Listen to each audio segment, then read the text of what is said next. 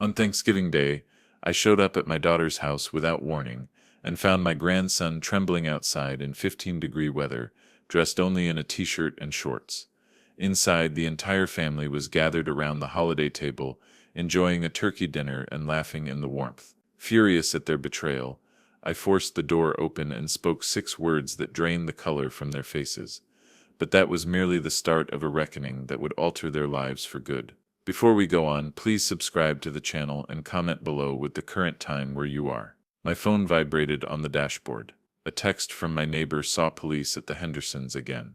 Domestic situation. Made me think of you and your family. I read those words while my old Chevrolet idled in the driveway. The Hendersons. Martha used to express concern for their grandson too back when she was still with us. Now it was just me and that persistent feeling of dread whenever I considered Leona's marriage. The clock showed 2:30 p.m. time to leave. I shifted into reverse and backed onto Miller Street. Snow had begun falling an hour ago. Heavy flakes that coated everything and made the roads hazardous. The radio issued weather warnings as I turned onto I-75 south toward Cincinnati. A classic rock station, the same one Martha and I always listened to. Led Zeppelin was playing something intense that fit my mood. The passenger seat held 2 gift bags. One contained a new baseball glove for Amos, genuine leather that cost more than I'd planned to spend. The other had comic books, the superhero kind he'd loved since he was 12. Now 18, he might think he was too old for them, but I remembered being 18. You're never too old for heroes. Family is all we have, Martha used to say, when she heard me complain about holiday visits. She'd been right then, and she was right now, even though her voice lived only in my memory. After losing her 6 months ago, every gathering felt valuable and delicate. The windshield wipers fought against the accumulating snow. Other cars crept along at half the speed limit, hazard lights blinking like nervous fireflies. I kept both hands on the wheel, holding a steady 40 miles per hour. No use arriving at all if I wound up in a ditch. Exit signs counted down the miles to Cincinnati. I tried calling Leona's house. I wanted to tell them I was coming. Perhaps surprise them less abruptly than just appearing.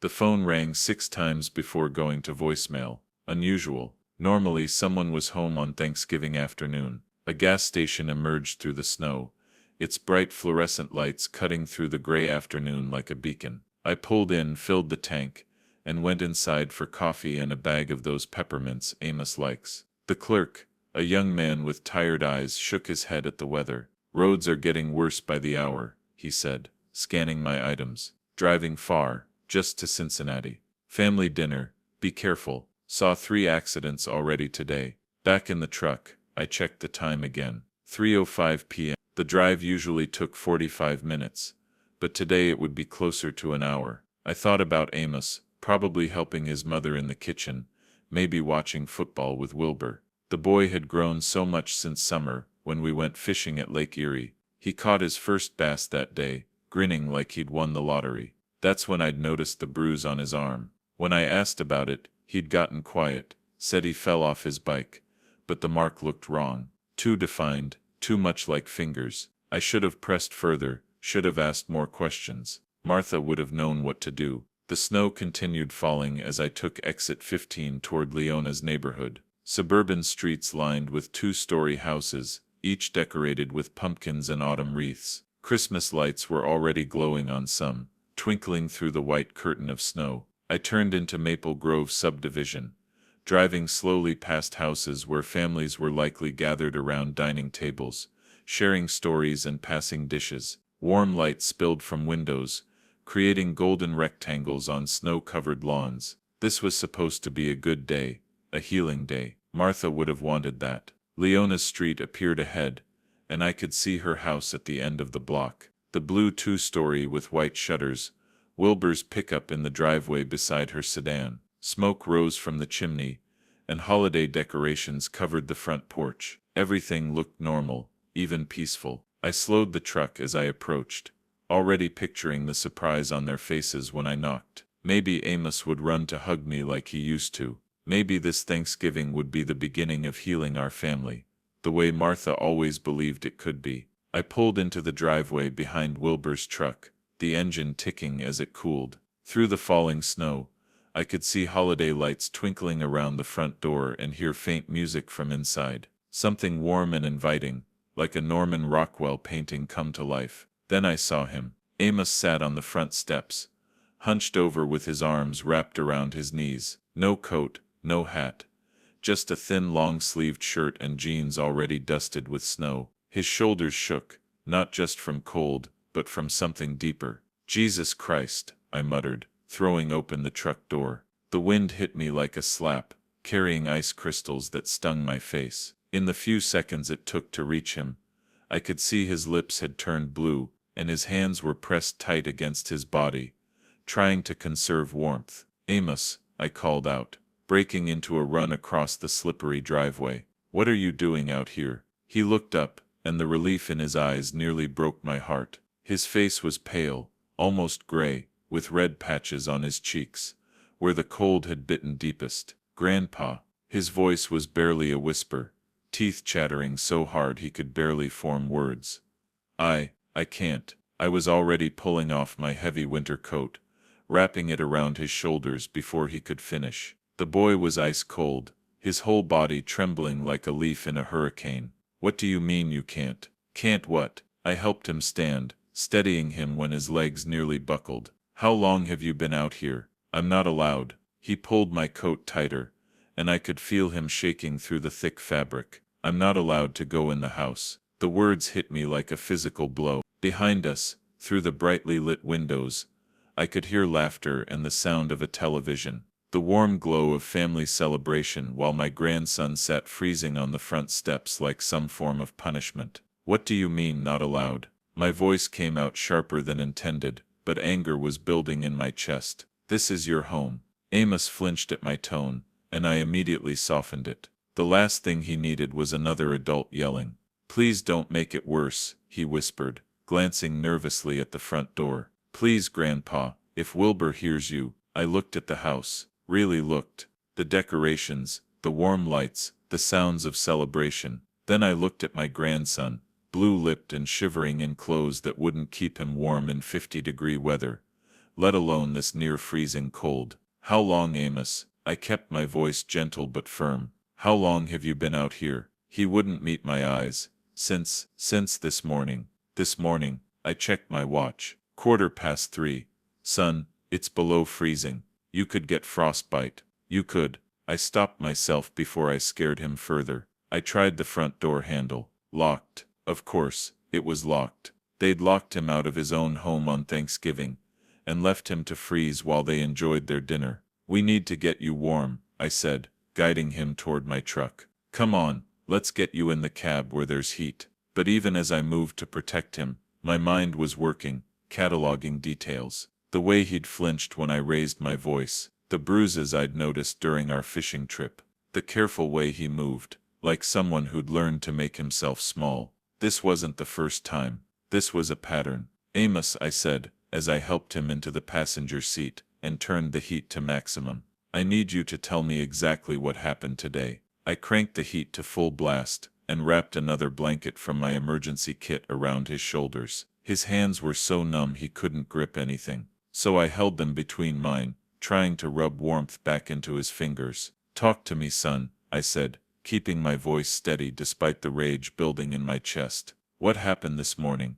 He stared down at his hands, still shaking. "I was helping Mom with the turkey. She asked me to check on it while she took a shower." His voice was small, ashamed. I forgot to turn off the oven timer when I took it out to baste it." "You forgot a timer." "The turkey got a little burnt on top. Not ruined, just darker than usual." He finally looked at me, and I could see the fear in his eyes. "Wilbur came in and saw it, and he lost it." I felt my jaw clench. "Lost it how?" "Started yelling about how I'd ruined the whole holiday. Said the guests would think Mom couldn't cook, that I was an embarrassment." Amos pulled the blanket tighter. Then he said, I needed to think about my actions, and that I couldn't come back inside until I'd learned some responsibility. "And your mother?" The question came out harder than I intended. Amos looked away. "She tried to say something at first, but Wilbur told her to stay out of it. Said this was between him and me." He swallowed hard. "She didn't say anything after that." I checked my watch again. 3:20. Amos, what time did this happen? Around 11 this morning. 4.5 hours. 4.5 hours in weather that could kill someone over a slightly burnt turkey that probably tasted fine. I had to take several deep breaths before I could speak without shouting. Has this happened before? The question hung in the air. I could see him wrestling with whether to tell the truth, probably weighing the consequences against the relief of finally telling someone. Sometimes, he whispered, when I mess up. Last month he made me stand in the garage all night because I forgot to take out the trash. And once he locked me in the basement for 2 days because I accidentally broke one of his beer bottles. Each word felt like a punch to my gut. I looked at my grandson, this smart, kind boy who'd never hurt anyone, and saw the careful way he held himself, like someone who'd learned that taking up too much space could be dangerous. Your mother knows about this. She says Wilbur's just trying to teach me discipline, that I need to be more responsible. His voice cracked. Maybe she's right. Maybe I am just don't. I turned to face him fully. Don't you dare blame yourself for this. What that man is doing isn't discipline. It's abuse. And it's going to stop today. Amos's eyes went wide with panic. No, Grandpa,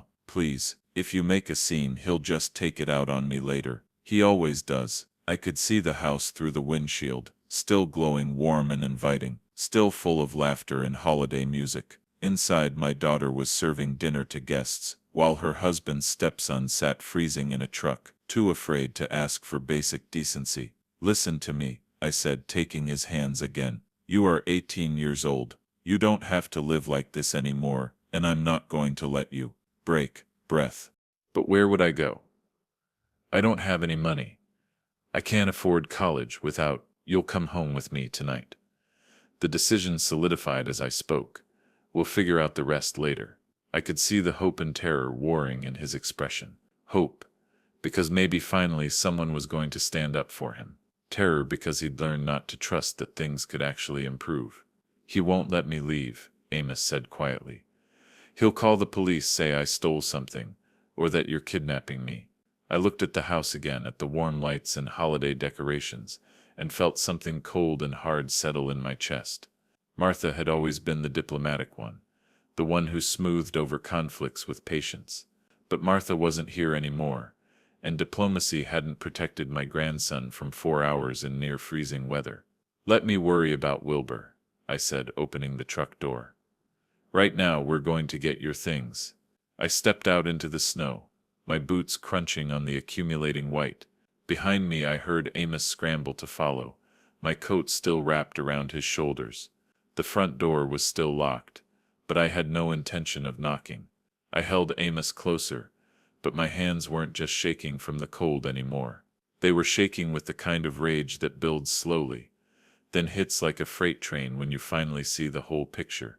Why didn't you tell me it was this bad? I asked, studying his face more carefully. Now that I was really looking, I could see faint bruises along his jawline, partially hidden by the shadows and cold reddened skin.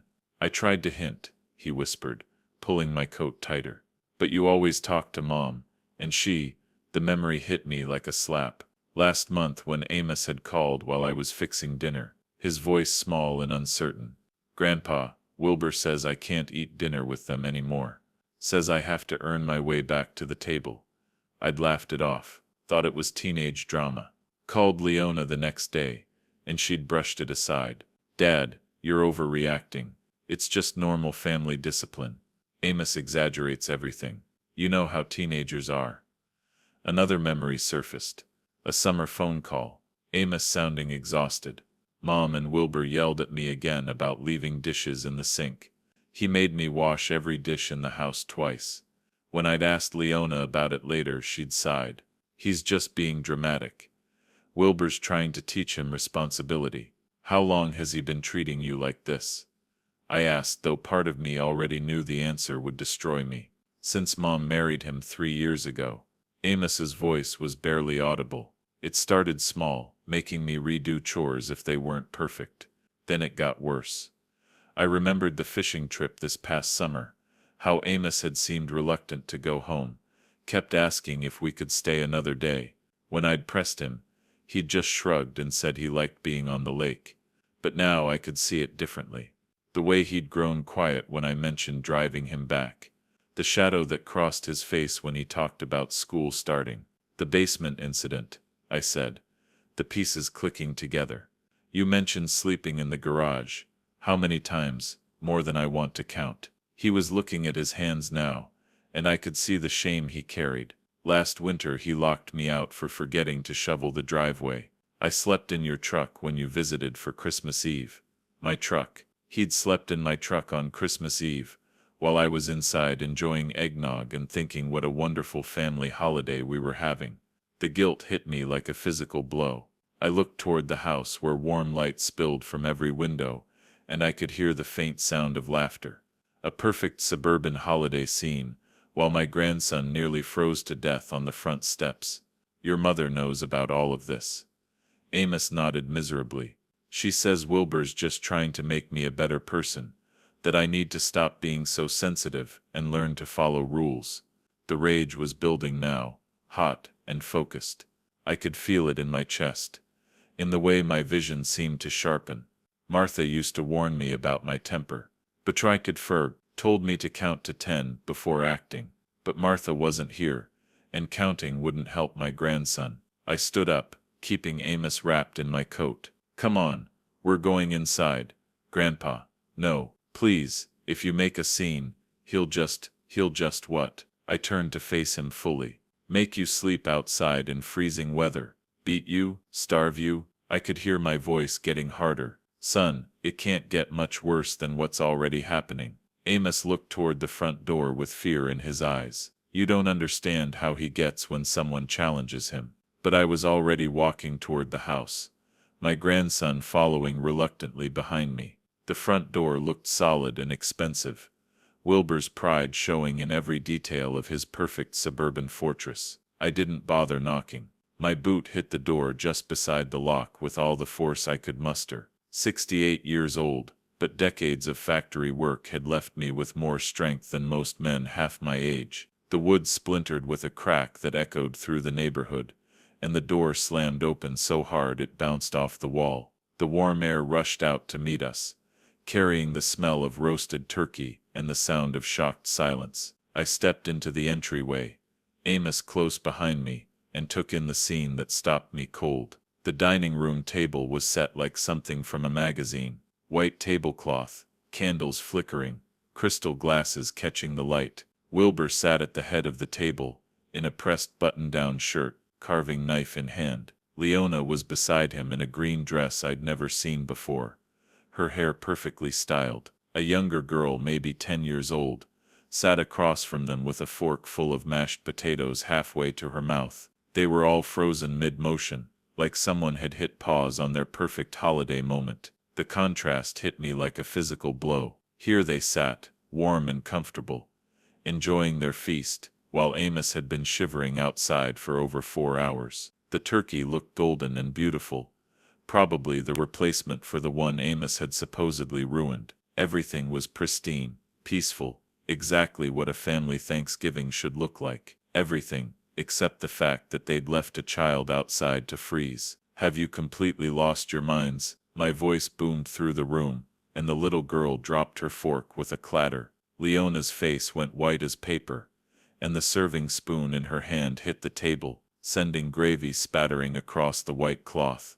Dad? Leona's voice came out as a squeak. What are you doing here? How did you? While you're sitting here feasting like royalty, that boy was freezing outside. I pointed directly at Amos, still wrapped in my coat and shivering despite the warm air. 4 hours, Leona. 4 hours in weather that could have killed him. Wilbur slowly set down his carving knife and rose from his chair. He was bigger than I remembered, probably outweighed me by 50 pounds, but I'd been in my share of fights. Size didn't always matter when you were angry enough. Who gave you permission to enter my house? His voice was controlled but dangerous, the tone of a man who wasn't used to being challenged. This is private property, and you're trespassing. I could see him taking my measure, calculating whether he could intimidate me. His chest puffed out slightly, and he moved around the table toward us with predatory confidence. Private property. I stepped forward to meet him. You mean the property where you locked my grandson outside to freeze while you ate dinner? The younger daughter started crying, confused and frightened by the shouting. Leona reached to comfort her, but her eyes never left my face. I could see the conflict there, torn between protecting her father and defending her husband. "This is a private family matter," Wilbur said, his voice rising. "And you have no business. No business." I could feel the heat rising in my face. "That's my grandson you nearly killed with your private family matter." Behind me, Amos pressed closer, and I could feel him trembling. Not just from cold now, but from fear of what was about to happen. This was probably the first time anyone had ever stood up to Wilbur in his own house, and we all knew it was about to get ugly. The holiday music was still playing softly in the background, some cheerful song about gratitude and family togetherness. The irony would have been funny if I weren't so furious. I pointed directly at Amos. "Look at him, Wilbur. Really look at what you've done." Wilbur crossed his arms and lifted his chin, every inch the man who believed he was justified. "The boy ruined our holiday. He needed to learn a lesson about responsibility and consequences." A lesson? I could barely believe what I was hearing. "You nearly froze a child to death over a slightly burnt turkey. He's 18, not a child. And this is my house with my rules." Wilbur's voice took on that patronizing tone men use when they think they're being reasonable. "I'm trying to teach him discipline. Something his mother obviously failed to do in his first 17 years. Leona flinched but didn't say anything. Just sat there in her green dress, looking between us like she was watching a tennis match instead of a fight for her son's welfare. "Discipline." I stepped closer to the table, close enough to see the grease on Wilbur's plate. "That's called child abuse, and you're lucky I don't call the police right now." "Child abuse?" Wilbur actually laughed, a cold sound. He forgot to turn off a timer and ruined a $20 turkey. I sent him outside to think about his actions. "That's not abuse, that's parenting. For 4 hours in 15-degree weather. He's being dramatic just like always." Wilbur waved his hand dismissively. "Look at him. He's fine. A little cold never hurt anyone." I looked at Amos, still wrapped in my coat, his lips blue, and his whole body shaking. "Fine." This man thought hypothermia was fine. "Dad, please." Leona finally spoke, her voice shaky. "Don't ruin our holiday. We can discuss this later as a family." "Ruin your holiday?" I turned to stare at my daughter. "Your son was sitting outside freezing while you ate dinner, and you're worried about me ruining your holiday." She looked down at her plate, unable to meet my eyes. Wilbur was he was trying to teach Amos responsibility. Sometimes boys need firm guidance. Firm guidance. My voice cracked with disbelief. "Leona, when you were 18 and you dented my truck, did I lock you outside in a blizzard? When you failed your math test, did I make you sleep in the garage?" "That's different," she whispered. Breath. How? How is it different? Wilbur stepped between us, his face red with anger. "Because this is my house, and Amos is not my biological son. I have every right to discipline him as I see fit." There it was, the truth finally out. Amos wasn't his blood, so Amos didn't matter. The boy was nothing more than an inconvenience to be controlled. "You have 30 seconds to apologize to my grandson," I said, my voice deadly quiet. 30 seconds to show some basic human decency. Wilbur's laugh was even colder this time. "I don't owe that boy anything. If he doesn't like my rules, he can find somewhere else to live." The little girl was crying harder now, and Leona was making shushing noises, but I could barely hear them. All I could see was Wilbur's smug face. All I could think about was Amos sitting on those steps for 4 hours, believing he deserved it. Somewhere else to live. I stepped even closer, close enough to smell the wine on Wilbur's breath. "You're right about that. He is going somewhere else to live." I reached into my jacket pocket and pulled out my cell phone, my thumb hovering over the keypad. The movement was deliberate, slow enough for everyone to understand. Wilbur's face changed when he saw the phone. The smug confidence cracked slightly. "Either you apologize to my grandson right now," I said, my voice deadly calm, "or I call Child Protective Services and report this abuse." "You wouldn't dare." Wilbur stepped closer, trying to use his size to intimidate me, but I'd faced down bigger men, and I wasn't backing down.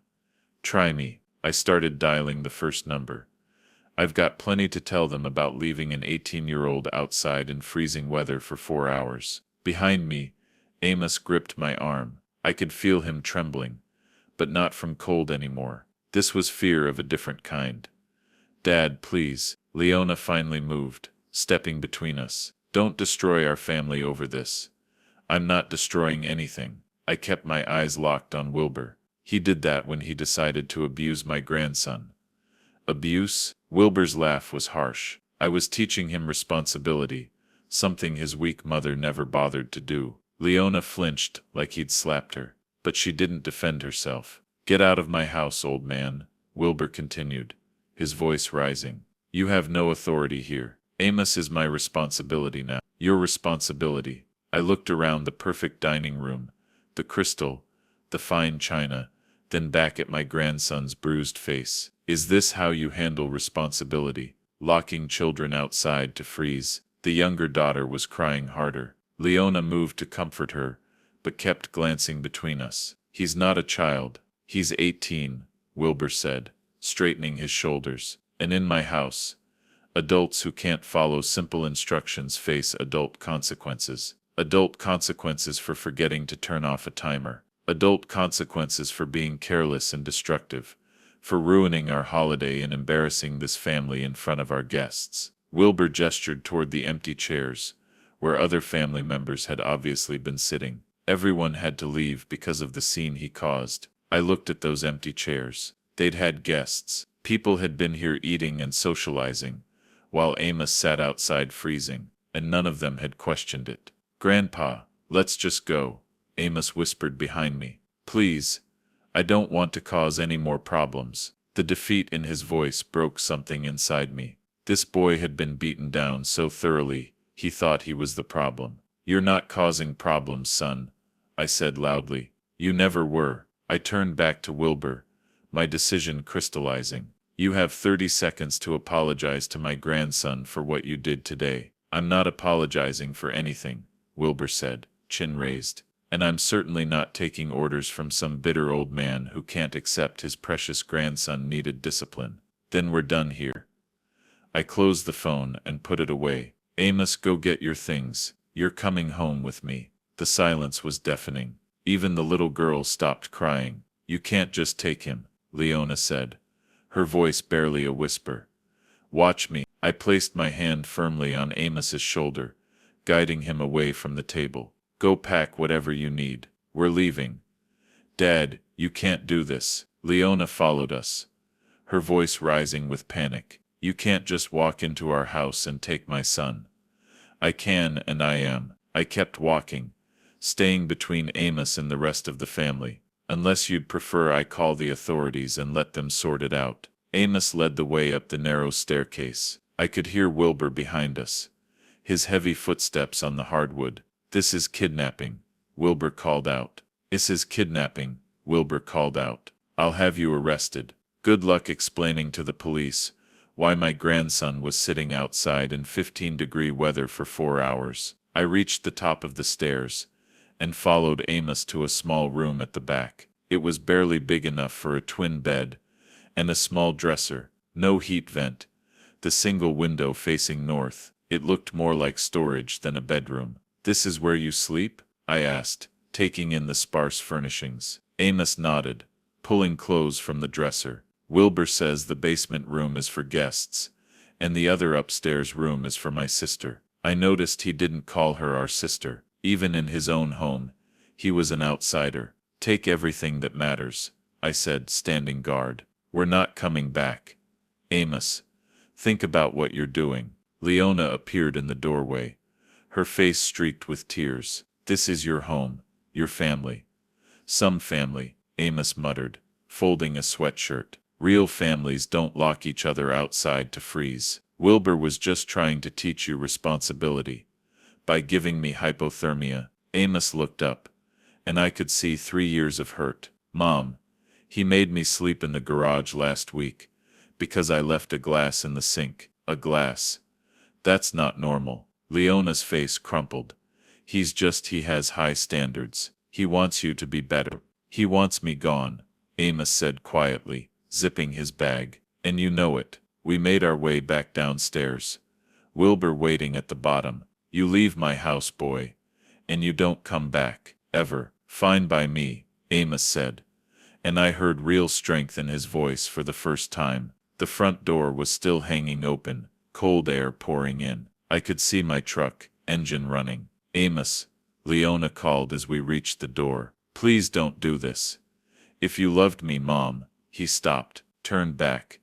You wouldn't have let this happen. We walked to my truck in silence. I threw his bag in the bed and helped him in. Through the front window, I could see the family standing in the entryway, Leona crying, Wilbur red-faced, the little girl peeking around the corner. You ready? I asked, putting the truck in reverse. I've been ready for 3 years, Amos said, pulling my coat tighter. I backed out and onto the street, past decorated houses where normal families were finishing dinner. The radio played classic rock. The heater worked perfectly, and for the first time since I'd arrived, Amos looked like he could breathe. Thank you, Grandpa, he said quietly, as we turned toward the highway. I can't believe you came for me. I should have come sooner, I said, meaning every word. I should have seen what was happening. I tried to tell you, but I didn't know how. We drove in comfortable silence, the familiar weight of family responsibility settling around my shoulders. This boy needed protection, needed a safe place to heal. Tell me about college, I said as we merged onto I-75 North. What are you studying? Engineering. His voice got stronger. Mechanical engineering, like you used to do, like grandfather, like grandson. I smiled, thinking how proud Martha would have been. We'll figure out the tuition. Don't worry, Grandpa. I don't want to be a burden. Son, you're not a burden. You're family. And family takes care of each other. My driveway looked smaller than usual, but the house seemed to glow with welcome. I'd left the porch light on, and now I was grateful for that beacon. Home sweet home, I said, helping Amos with his bag. The key turned easily, and warm air greeted us. The house smelled like coffee, and Martha's lavender sachets. It wasn't much, but it was paid for, and it was ours. You remember where the guest room is? I asked, flipping on lights. Yeah.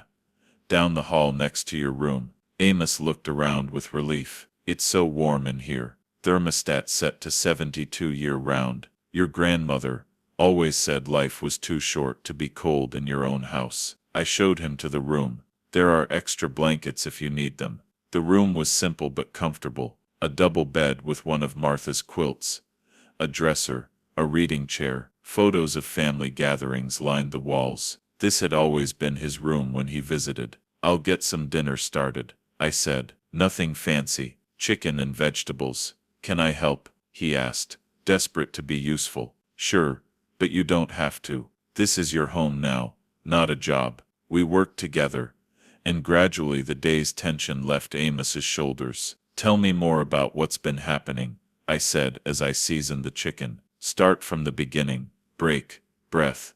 It started small, he said after a moment. Little comments about how I loaded the dishwasher wrong. Then it got bigger. How much bigger? He controls everything. When I eat, what I eat, when I can shower, when I can use the phone. His voice got smaller. He made Mom choose between him and me, and she chose him. I had to grip the counter. What do you mean she chose him? Last Christmas when you visited, remember how I was quiet during dinner? Wilbur had told me I wasn't allowed to speak unless asked a direct question, and Mom didn't say anything to stop him. The memory hit me. I thought he was just being a moody teenager. I'd even joked with Martha about it. Why doesn't your mother stand up to him? She's scared. She told me once that if she leaves him, she'll lose the house and have to move back to that apartment. She can't afford to take care of us on her own. I slid the chicken into the oven and started a fire. The familiar ritual helped calm my thoughts. Come sit, I said when it was crackling. Tell me about the good things. School, your friends. We settled by the fire, and for the first time all day Amos smiled. I made Dean's List last semester, and my friend Jake is teaching me guitar. Your grandmother always wanted to learn, I pointed to a framed photo of Martha at 20, laughing with an acoustic guitar. She said music was the language of the soul. I remember her saying that. Amos studied the photo. I miss her. Me too, son. Me too. We talked until the chicken was done, sharing memories and making plans. The house felt alive again. As we ate, I looked across at my grandson. The fear was gone from his eyes, replaced by hope. We'll call the college tomorrow, I said. Make sure your financial aid is sorted. Grandpa, you don't have to do all this. Yes, I do. I met his eyes. That's what family's for. The phone rang just as we finished dessert. The sound cut through our peace. I looked at the caller ID. Leona. The peaceful crackling was shattered by 3 sharp knocks on the front door. Amos nearly dropped his mug. Grandpa, stay behind me, I said, moving toward the door. The knocking came again, more insistent, with multiple voices outside. I flipped on the light and looked through the peephole. 2 uniformed officers stood there, and behind them, Wilbur and Leona. Mr. Burke, the lead officer called. Police, we need to speak with you. I opened the door, blocking their view. What can I do for you, officers? Wilbur stepped forward, pointing. Officer, this man kidnapped my stepson, broke into our house. The lead officer held up his hand. Sir, we need to sort this out. Mr. Burke, is there a young man named Amos Green here? Yes, I said simply. My grandson is here. He kidnapped him. Wilbur's voice rose, broke down our door. Is the young man here voluntarily? The second officer asked. Before I could answer, Amos appeared beside me, wrapped in a blanket. I want to stay with my grandpa. Wilbur's face flushed. See, he's been filling the boy's head with lies. What lies? I stepped forward. The truth about how you left him outside for 4 hours. The truth about the abuse. Abuse. Wilbur laughed, forced. I was teaching him responsibility. He ruined dinner. The first officer looked between us, weary. Mr. Burke, we're going to need everyone inside to discuss this. I stepped back reluctantly. Wilbur followed, Leona trailing with her eyes down. She looked smaller, diminished. Now then, the officer said, taking out his notepad. Mr. Green, you claim this man kidnapped your stepson. Absolutely. Wilbur straightened. I came home to find my door broken and Amos gone. Neighbors saw an older man forcing him into a truck. Forcing. I couldn't keep the disbelief out. Officer, I rescued my grandson from abuse. That's what he keeps saying. Wilbur shook his head sadly. But he's never approved of my marriage. He's been looking for any excuse. The officer turned to Amos. Son, did this man force you to come with him? No, sir. Amos's voice was barely above a whisper. He saved me. Saved you from what? Amos glanced at Wilbur, then back. From freezing on the front porch. The second officer looked up. Explain. I accidentally burned the turkey. Wilbur made me sit outside to think. I was out over 4 hours. He's exaggerating, Wilbur said quickly. Maybe an hour. And he was dressed warmly. An hour. I stared. Officer, I have witnesses. He was in a thin shirt when I arrived at 3:15. He'd been there since 11. The first officer looked at Wilbur. Sir, is it true you made him sit outside as punishment? Briefly, yes, but he's making it sound worse. In freezing weather for several hours. Wilbur's facade cracked slightly. Look, sometimes teenagers need firm discipline. His mother and I agreed.